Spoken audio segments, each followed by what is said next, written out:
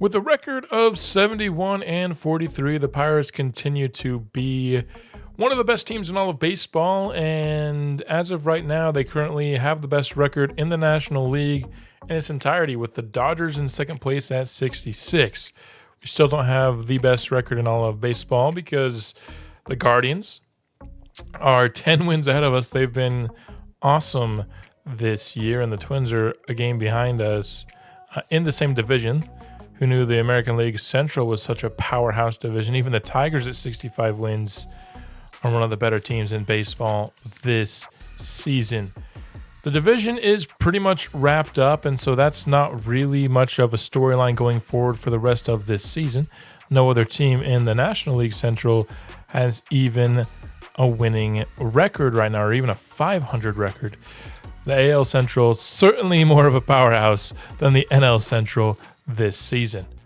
One of the things I did want to look at, because I've been meaning to look at this now for a while, but I always think of it off camera, and whenever I hop on to record, I forget. But let's go ahead and look at the players that we traded away so far in the season to see if any of the fresh starts for them have worked out.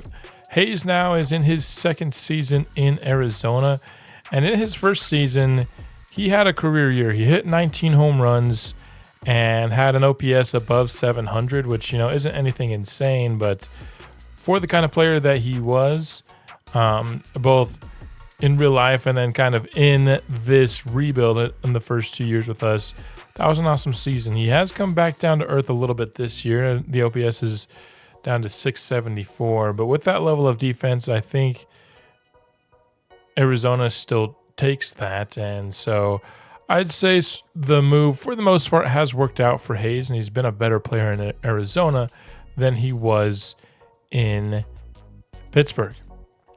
Let's go ahead and talk about O'Neal Cruz, though, who is in his first season in Los Angeles. As you can see, some of his numbers are going down, and it just looks like he's had another season of struggles. Not nearly as much struggle as he had last year with us, and his OPS is still higher than it was in his second season. Really, that 2025 season, when a late season surge got him up to 750, that's been his only, successful season so far. I'm not sure if the Dodgers are going to want to bring him back. He is a unrestricted free agent for the upcoming offseason, so we'll see if he remains in Los Angeles. I'd say so far this has been a move that I don't know if the Dodgers are thrilled with this level of production so far in his season with that team. We've let some other players go, but these are the two main guys that, we traded away in the series, and just wanted to check up on them here at the start of this episode before we hopped into some gameplay. Let's get into some game action here for the episode, and for today's action, I wanted to see us face off against more of the top teams in the league. The last time we kind of saw how we matched up against a top team in the league was, of course, that Guardians episode, and a couple of caveats from that episode. I mean, we did not look good at all in that episode, as Reynolds is unable to get any runs aboard for the Pirates here. We didn't look good, but some of the caveats there is the Guardians have just been kind of on another level this year, if we're being honest. They're so much better record-wise than any of the other teams in baseball. They're in the American League, so the only time we'd be able to face off against them would be if they made it all the way to the World Series. And the biggest caveat is it was just one series. I need to see a little bit more of a sample size as we head towards the playoffs of how we face up against other playoff caliber teams here. Holderman has Forrest Wall down 0-2 here and gets him on the cutter inside, swinging with the bases juice. That was some clutch pitching from Holderman to keep this to a 1-0 ball game late here. Now bottom of the ninth, 2 outs. Game is on the line for Spencer Horwitz here. 2-2 counts. Gets a pitch left over the middle. I thought it was going to be game over, but a nice bounce will score a Pittsburgh run. We are not getting shut out today. And now the tying run is in scoring position for David Yan. This is not going to get through the infield, though, and the Braves pick up a low-scoring 2-1 victory. Maybe not what I'd expect going up against the Braves, who have one of the more potent offenses in baseball. Let's get into game 2 of this series, though. Bottom of the 7th now. Braves lead again by 1. This time it's 3-2. Devin Williams on the mound for the Braves. Leaves something hanging for Jared Triolo, and Triolo makes the most of it. A go-ahead 2-run blast from the second baseman, his 15th homer of the season. And the Pirates are now in front, bringing home Nick York as well. Triolo gets to swing the sword around after coming through in a major way here in the 7th inning for Pittsburgh. He's honestly played above what I was expecting him to so far this season. Reynolds up next. He is going to get a single out through that infield gap over to left field. Inning not over yet for Pittsburgh. What can we do in the 3 spot? Jazz Chisholm up to the plate. Another strong season from him. Reynolds gonna be out. You don't see that very often in this game, especially with the settings, where I have turned down how often the pitchers even attempt it to a pretty big degree. So that's going to be the end of the inning. Chisholm hit it pretty hard, but it's handled over and right. Harris up to the plate for Atlanta. We're going to see if JoJo Romero can pick up another save here.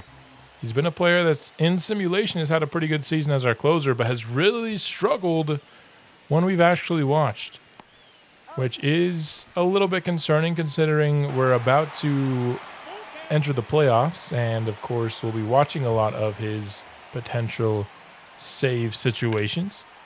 Olsen cracks this one right field. Victor Robles just going to watch it go right over the wall.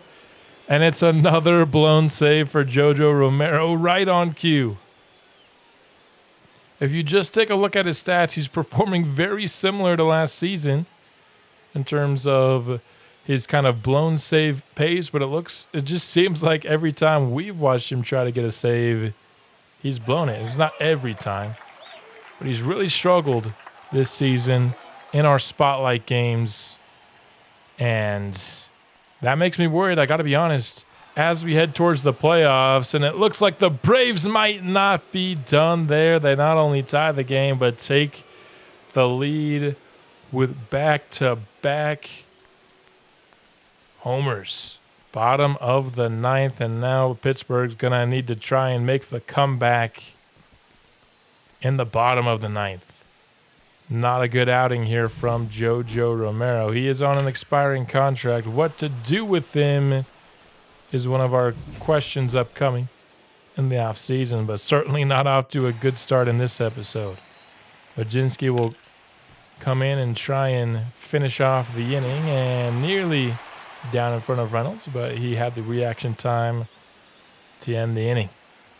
Seems like we always have the bottom of the order up in the 9th inning when we need to erase a deficit here. York is going to beat the throw, though. On base here to lead off the 9th. Now the tying run is aboard for the Pirates. Saw Jared Triolo. Homer already in this episode. Can he come through for us again in the clutch?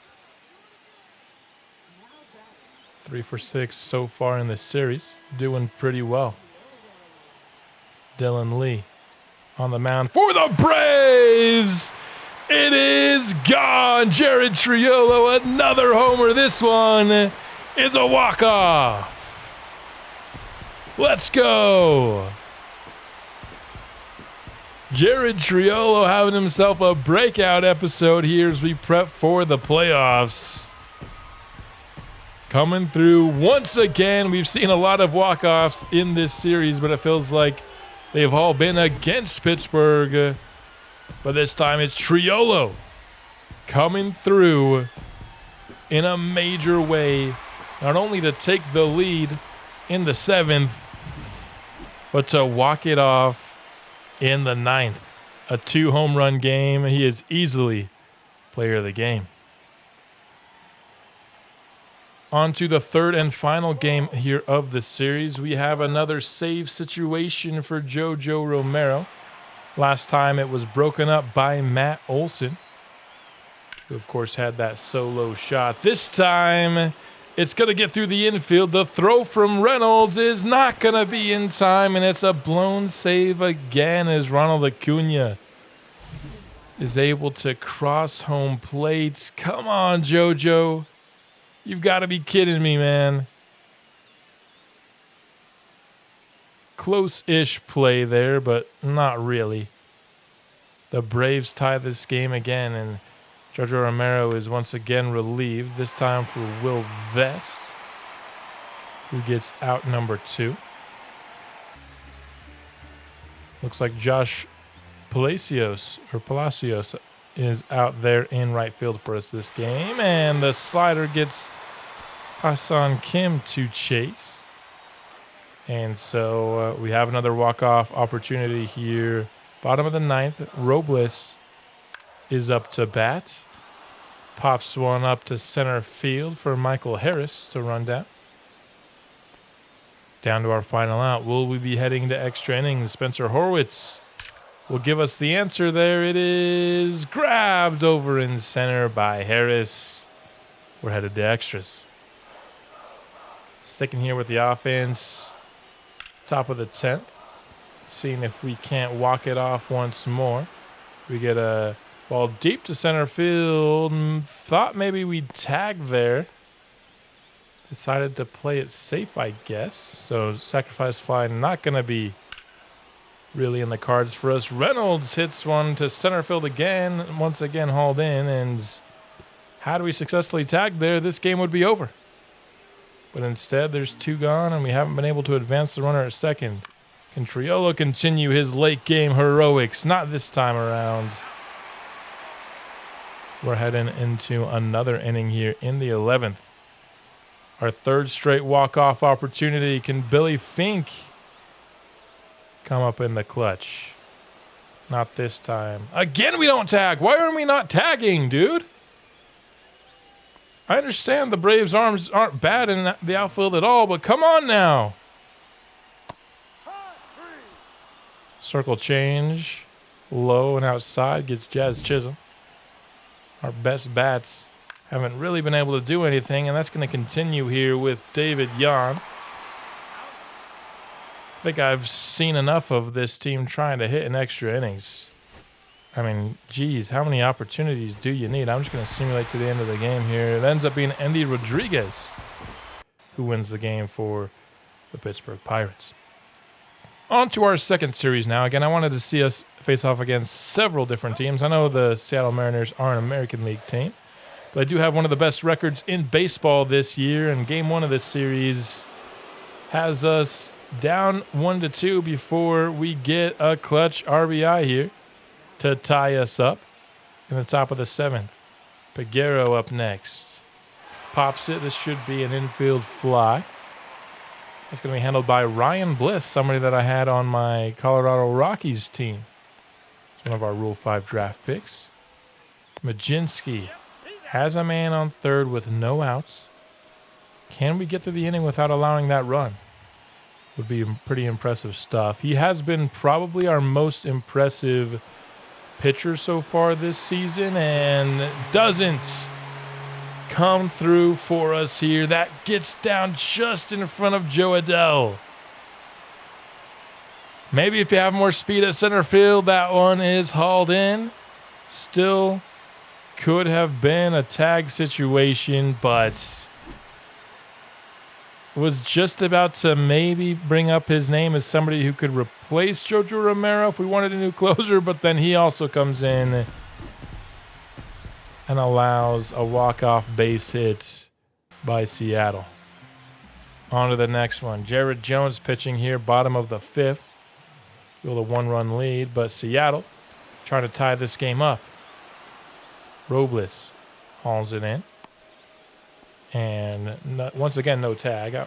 I feel like people are being pretty conservative with these tags. But then again, it is 2 outs in this situation. Base is now loaded for Ahmed Rosario. This is down the first base line, and Spencer Horwitz gets us out of the inning. Jared Jones is pumped. Top of the 6th now. Bases are loaded for Billy Fink. He hasn't been great in this series. Just 1 for 7, although his one hit is a home run. Cracks one to right field and a diving play. No way, man. That would have been at least 2 runs. And if he dove and missed it, maybe even could have been 3. Great play in right field, though. Julio Rodriguez up next here, bottom of the 8th. Once again, a runner on 3rd for Seattle, which means that was a clutch strikeout there of their best player by Majinski. I know he allowed that crucial hit in the last game, but I still think he might be our best option for closer if we decide that we don't want to go with JoJo Romero. He gets relieved here for JoJo, who gets the sinker on the outside for strike 3. Swinging from Kiner Falefa and out of the inning. Pirates end up winning this game after Reynolds hits a solo homer to add an insurance run. And the Pirates win it 4-2. All right. On to our 3rd and final series that I'm going to highlight in this episode. This one against the best of the teams that we have faced off so far. They have won the World Series every single season of this rebuild so far. And we are playing better than them this season record-wise, but we know that this is the team that you're going to have to beat if you want to make it to the World Series this season, which, of course, I want to. Do I think we're maybe quite ready yet? I think a series against the Dodgers might tell us the situation there. That could be a triple, but Jazz will actually hold up at 2nd. I thought with the aggressive play not going well over on left, he might have had time to go for 3. Playing it safe here, which means it's up to Victor Robles to keep the game alive. That is cracked for a single out to left field. The throw to the plate is not even close. Jazz Chisholm slides in for the tying run here in the 9th. Victor Robles coming up clutch with no wiggle room left in the game. Triolo not going to do it again here. I think we can only expect so many heroics from a guy hitting at the bottom of your order in a single episode, if we're being honest. That doesn't mean I'm not going to hope for more. Once again, we're in the extra innings here, and Billy Fink hasn't been maybe hitting so well so far in the month of August, but draws a walk there. Unfortunately, Peguero doesn't quite run into a double play, but it'll be a fielder's choice instead. Runners on the corners with an out. Jan has fallen below 250 on the season. His average just continues to drop, and we needed anything other than a double play there. That could have scored the run, but the double play means the game lives on. Reynolds rounds out here, but it advances the runner to 3rd. Sacrifice now in play to take the lead. Sweeney beans it off of Dustin May. That's going to score the go-ahead run for the Pirates. With 2 outs, it becomes a question of if we can add any insurance. Joe Adell, 2 hits so far today. Gets a lucky base hit here on a pitch. Pretty low, but we'll take it. Inning lives on here. And for some reason, batting 7th in the order, for a reason I will never know, Jazz Chisholm cracks this to center field. It is out of here. 408-foot blast adds 2 more runs on the board for the Pirates. Make that 27 homers on the season for Jazz Chisholm. Continue to be a star for Pittsburgh here in his second season. Pittsburgh would end up winning this one with that 3-run insurance heading into the ninth. Getting a win against the best team in baseball. I like to see O'Neill Cruz not happy there in the dugout. That's a sight that you love to see. I love to see him bat in this series against the Dodgers. At least one if we can find it. Will Vest on the mound here, bottom of the 8th. Pittsburgh leads by 2, but I imagine that's going to cut the lead down to 1 here as Reynolds doesn't have the best arm. Speaking of O'Neill Cruz, he slides into home base there. Freeman going to crack out a 2-out single. Tying run is on the base paths for the Dodgers. Oh, what an annoying celebration. Ha-Sung Kim lifts it to left, but not going to have enough carry, and the inning is over.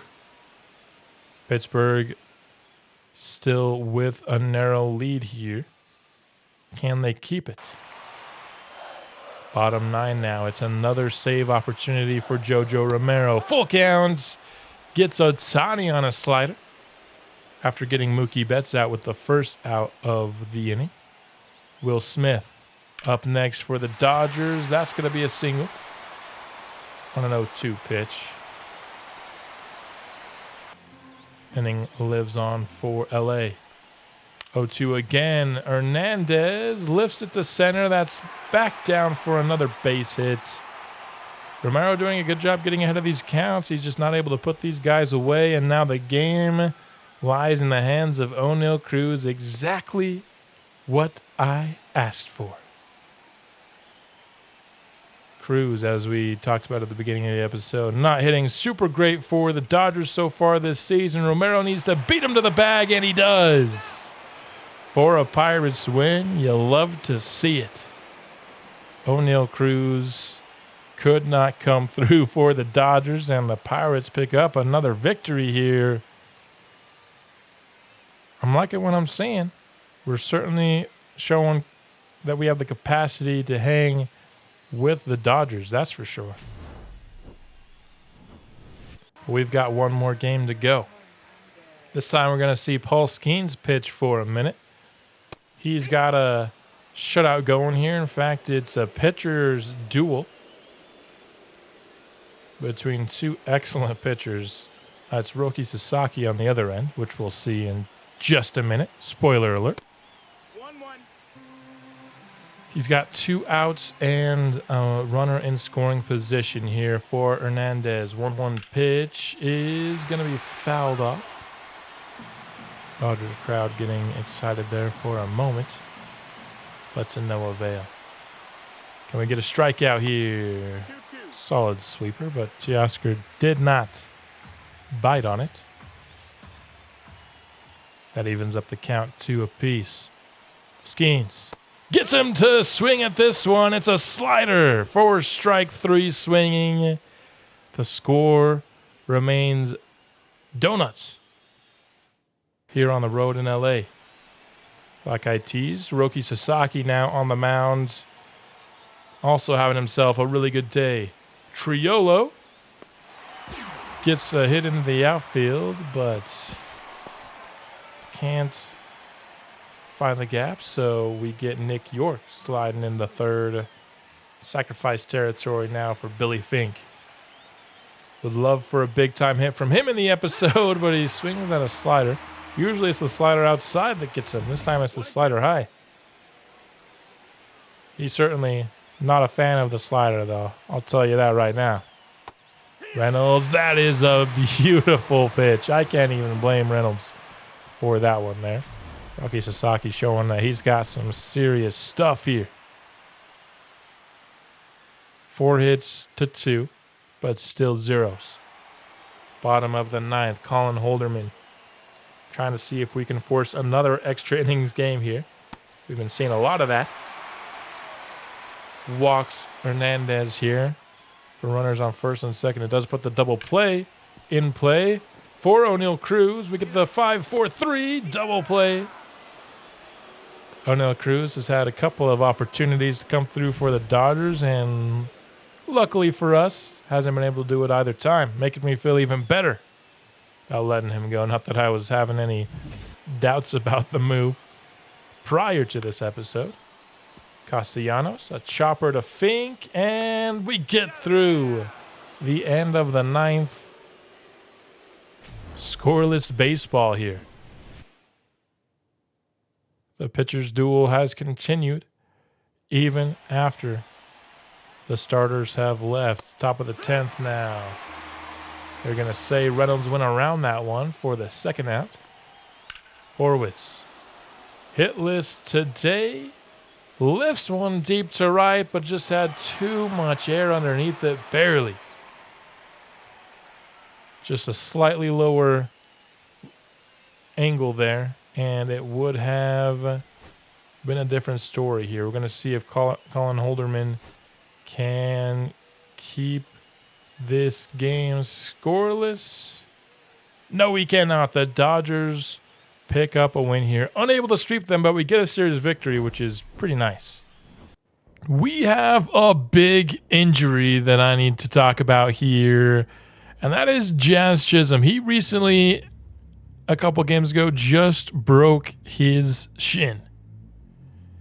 His timetable for return is between 1 and 2 months, which, as we sit here at the end of August, about to start a series with the Boston Red Sox, who are a very good team, that puts him at the best, potentially back for playoff time, but most likely going to miss the beginning of the playoffs. Now, are we a good enough team that we can beat our first playoff matchup without Jazz? I think that's certainly possible, and I think by the end of the playoffs, once we get into more of the top end talents, should we make it there, he should be back. But if he ends up on the higher end of that scale and it's 2 months, we could be talking about trying to make a postseason run without a guy who's been one of our 2 to 3 best players, was our best player last year and has been one of our best players this year as well. A massive blow to the team.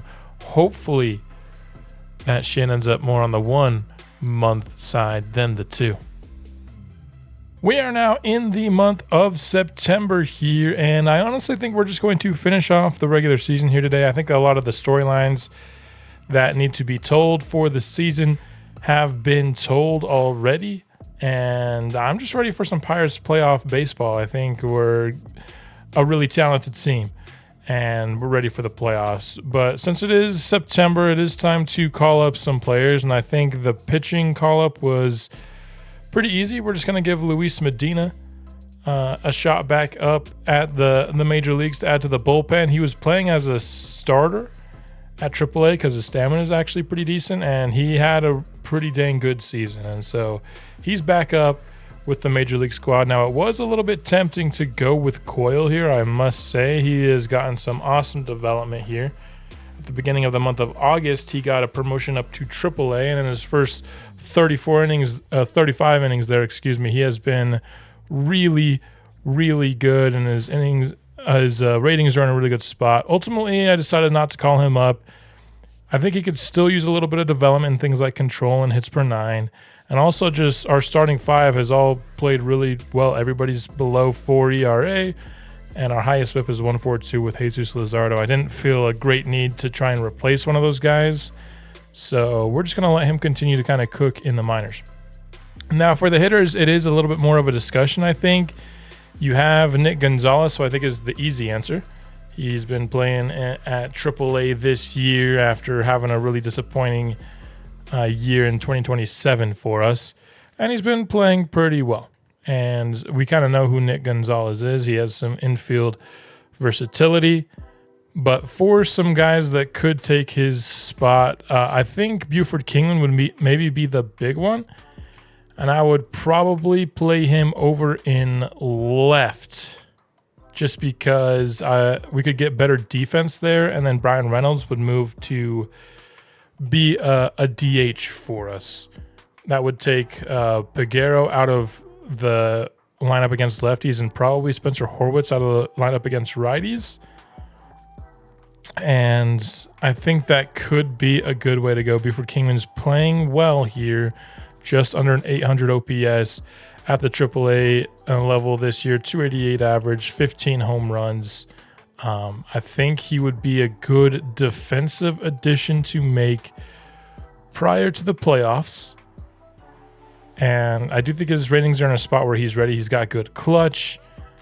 He's got great vision. And just pretty good hitting stats all around. And then, of course, the defense, like I said, would be an upgrade over a guy like Brian Reynolds. But the decision here is a tough one. It kind of just depends on if we want to make a change to our lineup, because Nick Gonzalez would probably just come up and be backup, whereas getting Buford Kingman in would actually potentially change our lineup. So do we want to do that? And I think, honestly, my answer is yes. Buford Kingman, a year one draft pick. It is time to make his MLB debut here. And I'll need to make a slight change here because I will need to add the left field. Let's see. So secondary, is there left field / first base? There's outfield / first base. He's never going to play center field, but that'll put him in a spot where he could still play first base where he was originally drafted, but going to be kind of a corner outfielder and first base kind of player. Time to take some look at some final stats from our minor league players this year. Thomas Coyle ends up an 81 overall after one season of development. He got some more innings in, ended up with 52 at the AAA level for some really, really strong numbers here. And this is a guy that we're not going to be able to keep in the minors for long. His ratings are really conducive to succeeding at the minor league level. And if you're looking at, who might he better replace, Jared Jones or Mitch Keller, I think it's kind of funny because Jared Jones, his best ability is his pitching clutch. Thomas Coyle also has really good pitching clutch. It's not in the 90s like Jared Jones is, but it could be by the time he's done developing. And then Mitch Keller's biggest strength is his walks per 9, and that's what Thomas Coyle already has at 80. So I think he could really end up replacing either one should he need to. So he's going to be a fun player playing at the major league level before too long, that's for sure. Tamar Johnson ended up coming back from injury, and his final numbers look really good. Another guy who we had to add him onto our 40-man roster. I don't know where 50 came from, and use an option this year. I think he's ready to be a major league contributor as well. So what do we do with that second base position for next year? I think it's going to be very interesting. We have a couple of second basemen on the roster already. I think Jared Triolo did a good job at that spot. I don't think he did so well that it's not a replaceable spot, but I think he certainly did good enough to hold that spot. And I don't want to bring Tamar Johnson up just to be a backup. So I think second base is maybe the most interesting spot on the team, just because there are a lot of players like that are all very similar in terms of their abilities and where their overall is, and how do we decide who we're going to start there. That's going to be a question going forward. Pedro Ponce ended up with a lot of really awesome upgrades this year. He got called up to AAA because he was mashing so well at AA. He continued to mash, and that's when you get big time upgrades like this one. Lost some contact versus lefties, unfortunately, but now has some great power with a +9 power versus righties on the season. He's another guy. We have so many guys that you could argue are MLB ready at this point, but not enough spots to roster all these guys. Bob Gomez is a guy who I think is certainly ready to join our bullpen next season. played really solidly at the AAA level and has stats in a spot where you'd feel comfortable with him getting some innings for sure. Richard Lynn, you could say the same thing about, up to a 74 overall now. Would be an easy way to incorporate a lefty into our bullpen. Pitched for 100 innings this year and did some pretty solid stuff and got some really nice upgrades across the board. And with that stamina, could be a multi-inning kind of guy. Diego Mosquera was maybe our most productive of the minor league arms this year, and he's also up to a 74 overall. Of course, acquired him via trade, and that high hits per nine and strikeouts per nine combo is really nice to see from him. We might just be getting a lot younger in the bullpen for next season, even if it ends up with us having a slightly worse bullpen next year. That might be worth it. Robinson Brown, we've talked about a lot of players having really successful seasons. I think Robinson Brown was very disappointing for me this year, no doubt about it. Ends up losing a total of 8 contacts across the board. He hit sub 250 on the season. Now, his on base is still pretty solid because he did get a +6 to his discipline because he was walking a lot. He walked 72 times on the season, which is pretty solid.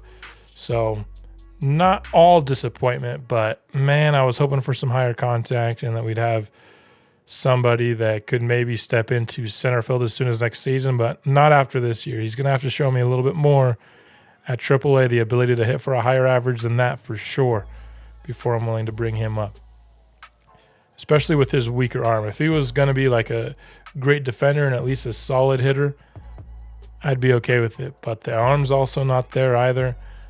Pete Good for us, really good in 170 innings. Great development across the board here.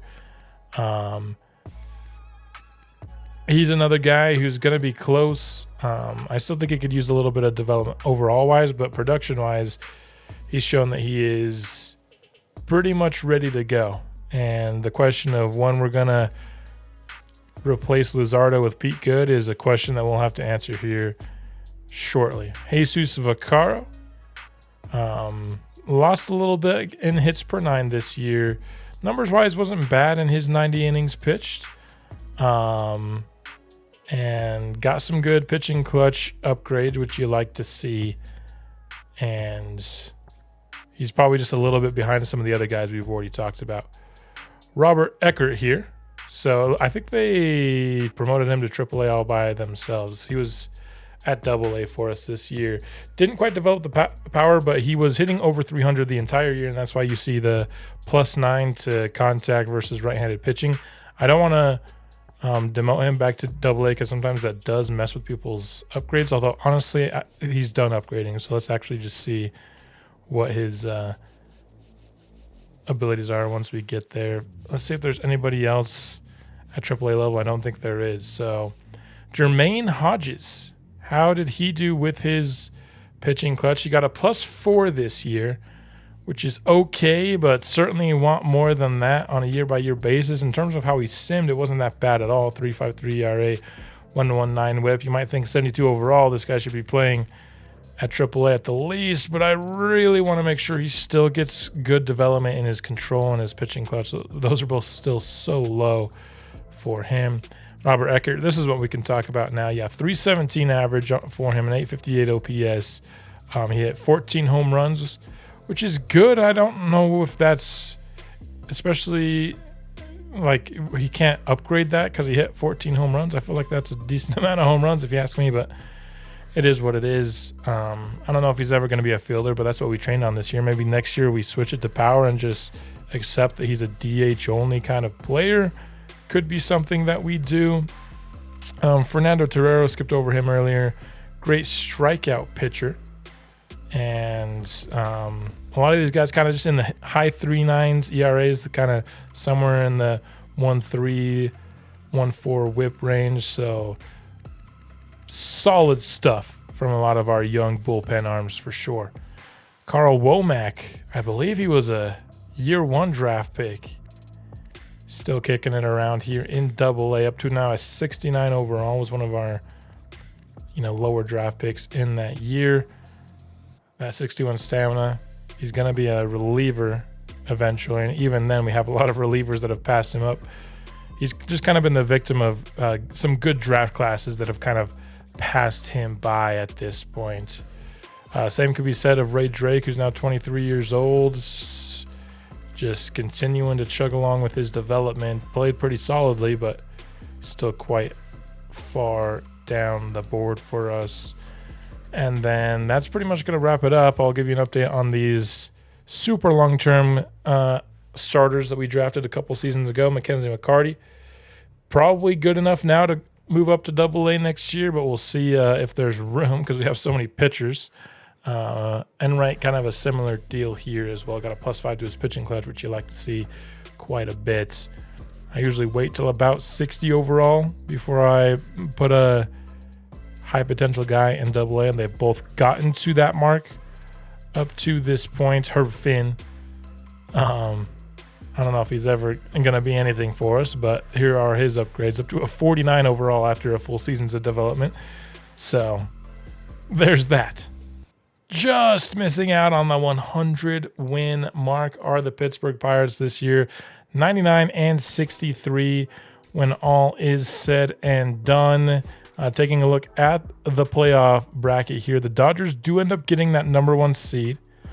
So we will be facing off against the winner of a Mets and Philly series in the NLDS, which will be in the next episode. But let's go ahead and take a look at the final production that we got from the Major League squad this year. Paul Skenes with his best year yet of the series. I mean, except for maybe the first year. He was awesome in that year for sure. But great year in 2028. ERA pretty similar to last year, but the whip was down a pretty decent amount. And wasn't actually as much of a strikeout guy this year. His worst strikeout year of his career, but great at limiting walks this year, which was a great strength of his. His most innings since 2025 as well. His ceiling is 96 overall. That's his potential, so he hasn't really gone up much, but great stuff from him. Jared Jones, unfortunately, ending the year on a cold streak right when we're trying to make the decision. Kind of the opposite of last year. He was more of a mid-threes ERA for most of the year. Whip's still the exact same as Mitch Keller, despite the higher ERA. And this decision is going to be very interesting, and I think how they perform in the playoffs certainly should inform our decision as well. This is Mitch Keller's actually highest whip so far, which is my one concern. Maybe if you're rooting for Jared Jones, is Mitch Keller going to start maybe not be as good as he has been so far as he gets into the 30s. We know we're very comfortable with who he is as a guy who's going to get like 6.5, 7 strikeouts per 9, but gonna sit below 2.5 walks per 9, which is where he excels. Another productive season from Mitch Keller. Jesus Luzardo here, losing a little bit of hits per 9, but a great bounce back season from last year ERA-wise. Whip is actually pretty much right on pace here. He just didn't allow as many homers. FIP is a little bit better than last year as well, which is a good number to look at for sure.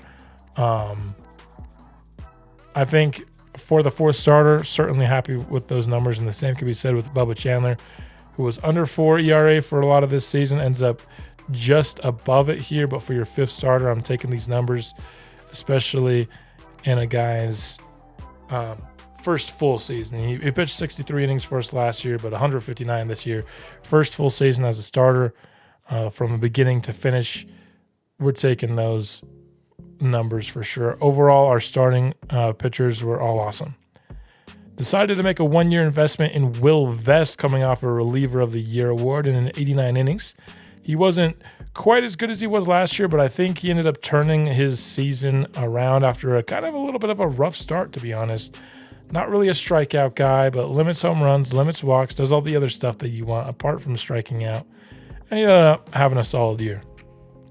One guy that I just don't know what to do with is JoJo Romero. He ends up 43 saves to 7 blown saves. So he has 5 less saves and only 1 more blown save. But I felt like when we watched, did we watch 4 of those or 5 of those blown saves that he had all year? So great in sim, but we're starting to get to the part of the season where we're not going to be simming those things anymore. And if he continues to struggle when we hop in, that's going to be rough for him, considering he is on an expiring contract alongside Will Vest for us. Cameron Majinski, really solid season from him. I like where his ratings are all around. His lowest is his walks per 9, which usually worries you, but was not a problem this year. Much, much better than he was last year. Whipped down to 104, 2.64 ERA for him.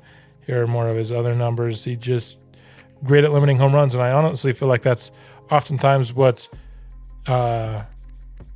tells the story of a reliever season is, did they get shelled for home runs or not? And if they did, their season will look bad, and if they didn't, it will look great. And that's just the nature of having, not as big of a sample size innings-wise as you do with, of course, starting pitchers. Colin Holderman might be his last season with us. We went over earlier all of the young pitchers that are trying to make their way onto the team, and I think one of those spots could be a Colin Holderman, who's going to be 33 next season, not coming off the best year, and going to be a free agent as well. So probably his last season on the team with us. James Waylock apparently has hit his ceiling. So we know kind of what he's going to be. He's going to be that mid-70s kind of pitcher, which for now I think is good enough. But once we get even more development from our bullpen, we'll see where he's at long term. And that's it for the pitching. Switching gears now to the hitters, where we were one of the best offenses in all of baseball this year. You have David Yan, who ends his rookie season with 17 home runs. He drove in 64 runs. He had less than 100 strikeouts, had 63 walks, hit a 265 average, a 769 OPS. So good offensive season, not great. I liked what he was doing behind the plate when we were watching. I felt like he was throwing guys out at a higher percentage than we've seen from Endy and from Henry Davis before we had Yan taking over that catcher spot. So really happy with David Yan. He was off to an insane start, and he wasn't able to keep that up, but I don't think you can really blame him for it because it was an unrealistic start for Yan. Spencer Horwitz ended up actually playing pretty well. I just think he's going to probably be gone by the nature of us having a lot of players that also played well and are younger and are going to be cheaper in the short term. I know he's listed at third, but the guy that I have as our first baseman probably next year is going to be Albert Sweeney, who hit 30 home runs as a rookie. 286 average, 858 OPS. I mean, that's his rookie year. I'm going to choose him, especially at $780,000 every single time over a guy like Spencer Horwitz, and that's just the reality of the situation. Really happy there. At second base, I thought we got a really solid season from Jared Triolo, considering he's more of a defense-first kind of guy. 17 home runs in his first year ever having more than 400 at-bats here. 251 average, just under 750 OPS, which is kind of my benchmark, but he's right there for a guy that was hitting at the bottom of our lineup, and a 4.6 win above replacement. Really solid stuff there for sure. It looks like they promoted Tamar Johnson to MLB for me, which you know I love when the game makes those decisions for me. Jazz Chisholm, still 2 to 3 weeks on that broken shin. So he will not be available for us at the start of the playoffs. His numbers were down a little bit from last year, but I think that was expected, and he was still really awesome. 27 homers, and that was before even the month of August had concluded. It was, I think, the third week of August that he got injured. So 850 OPS. He's been an awesome player for us. We're going to have to win without him early on here in the playoffs, and I hope that we can do it. Now let's talk about Billy Fink. Look at these upgrades. Once again, another really good season of upgrades from Billy Fink. And as a rookie, he had 165 hits. He had 41 doubles, 9 triples, and 34 home runs. He drove in 86 runs. He had 50 walks to 109 strikeouts. Maybe not the best ratio there. As I've said, though, a few times, that's his one weakness is he can't let go of that outside slider. 950 OPS nearly on the season with a 298 average, 590 slugging. He was one of the OPS leaders in the National League pretty much all season long. He was always trailing Shohei Ohtani because Shohei Ohtani is a monster, of course. Ends up with a win above replacement of 6.4 on the season. 291 isolated power. Absolutely awesome, and I think is a very, very easy choice for the Rookie of the Year this year. We'll see if he wins even more awards than that. Brian Reynolds. An absolute monster season from Brian Reynolds. 44 home runs. This man's previous career high was 27 back all the way in 2022. The dude hit 44 homers, drove in 113 runs, and had an 870 OPS. What an awesome, awesome offensive season from Brian Reynolds at the age of 33. He's still got it for sure, and we've got him for 3 more years after this. Don't expect him to have another season like this in his career, but the fact that he had it this year was awesome. He was one of the reasons we were one of the best offenses in baseball. He was a prime main reason for it. The Joe Adell experiment here in season 4, I think ends up working out pretty fine. He doesn't quite hit to 20 homers. That was kind of my goal, was for a 20 home run season, but he ends up with a 751 OPS, which again, that is my kind of benchmark. So the fact that he got there is perfectly fine. It had been better than his previous 3 seasons of the franchise. Was hoping that a change of scenery could help him increase his productivity, and it absolutely did. I'd say this was maybe about kind of an even. I don't think he exceeded my expectations, but he also didn't disappoint in any way. This is kind of the caliber of season I was hoping we were going to get when I signed Joe Adell to that 2-year contract in the offseason. Got a massive boost to contact versus lefties, which is cool. His contact went up overall. Lost a little bit of power, sub 20 home run season. That'll kind of do it for you. Victor Robles is an upcoming free agent after this season, and after his first season with the team, I didn't think there was much chance of him coming back, but this season he made it a little bit more of a choice. He increased his home runs by a couple, but that's not really what I care about the most. Is he got much better numbers here from his average, his on base and everything, up to higher than an 800 OPS. And with this level of defense and arm in the outfield, if you can get that level of offense as well, that's what I'm looking for here. 4.6 WAR from him. Another guy who stepped it up in a major way for us this season and contributed to our offense, being one of the best in baseball. Got a great +9 contact versus righties in his age 30 season because of it. And that pretty much wraps up the story of development of our season 4 Pittsburgh Pirates. Before we go ahead and head to the playoffs, will we be facing off against the Phillies? Will we be facing off against the Mets? Time will tell, but let's go ahead and look at some awards here. We got a Gold Glove Award for Victor Robles out in right field. We got an NL Rookie of the Year for shortstop Billy Fink. So 2 award winners here. And Brian Reynolds actually ended up second place in MVP with his 44 home run season. I mean, Shohei hit 46 because he's an absolute monster. How did he pitch this year? He pitched insane as well. So Shohei's insane. I hope we can face the Dodgers in the playoffs, because number 3 was also Blake Snell. MVP in the American League is Aaron Judge. Shohei and Aaron Judge winning MVP for their leagues. Makes a lot of sense. Things haven't changed all that much, I guess. Blake Snell is your Cy Young, and Shohei was second place here. Hey, Paul Skenes coming in third, with Dean Kremer there making it for the AL. Really, 303 was the batting title this year. That feels kind of low. 350 for Aaron Judge, getting some 320s behind him. That's more like what I expect. But Victor Robles at a 299 ends up as the third highest batting average in the American League. There you see the relievers of the year. We have the top 2 rookie of the years.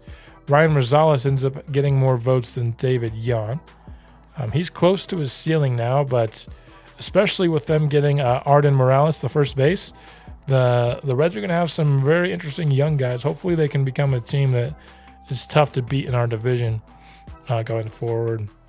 And Sean Young is your Rookie of the Year winner, pretty much at his potential already for the American League.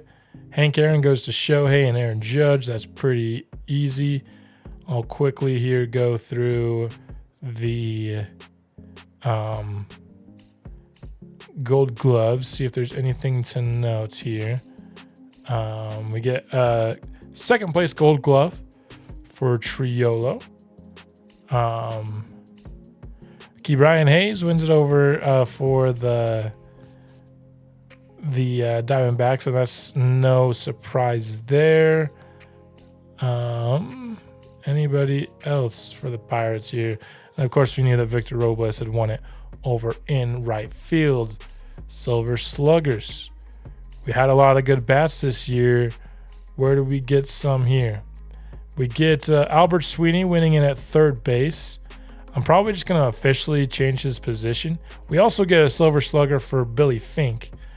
We also get one for Brian Reynolds. No easy decision there. And that is your awards for Season 4. Got some players in a really successful season for the Pirates. You get some awards. This is kind of how things go here. But playoffs coming next episode. I'll see you then. Let's go Bucks.